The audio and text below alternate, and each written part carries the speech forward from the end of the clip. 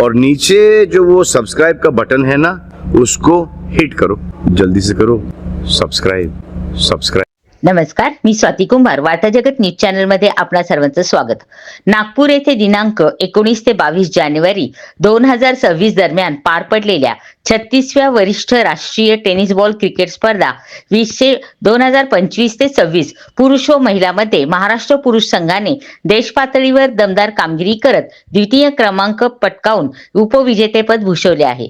या स्पर्धेत पुण्याचा खेळाडू प्रशांत चव्हाण याचे मोलाचे योगदान आहे। या यशामुळे महाराष्ट्रासह पुणे शहराच्या क्रीडा क्षेत्राच्या शिरपेचात खेळाडू प्रशांत चव्हाण यांच्यामुळे मानाचा तुरा रोवला गेला आहे।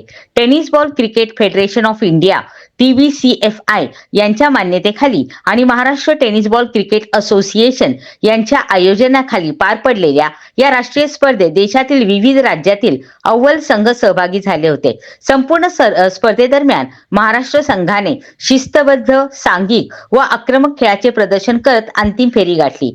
या उल्लेखनीय यशात पुण्याचे खेळाडू प्रशांत चव्हाण यांचे योगदान विशेष ठरले। अंगात ताप असताना देखील प्रशांत चव्हाण यांनी महाराष्ट्र संघाचे प्रतिनिधित्व करत राष्ट्रीय स्तरावर उत्कृष्ट कामगिरी बजावली असून त्यांच्या सहभागाबद्दल त्यांना अधिकृत राष्ट्रीय प्रमाणपत्र मेरिट पार्टिसिपेशन सर्टिफिकेट प्रदान करण्यात आले आहे। हे यश पुणे शहरासाठी विशेष अभिमानाचे ठरले आहे। महाराष्ट्र संघाच्या या यशामध्ये महाराष्ट्र टेनिस बॉल क्रिकेट असोसिएशनचे सचिव श्री मोहम्मद बाबर यांचे नियोजन, मार्गदर्शन व संघटनात्मक नेतृत्व मोलाचे ठरले असल्याचे क्रीडा वर्तुळातून सांगण्यात येत आहे।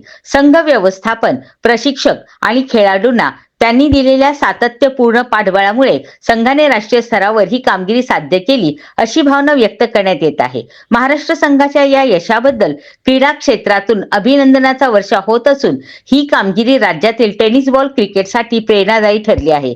36व्या वरिष्ठ राष्ट्रीय टेनिस बॉल क्रिकेट स्पर्धेत महाराष्ट्र संघ ठरला उपविजेता।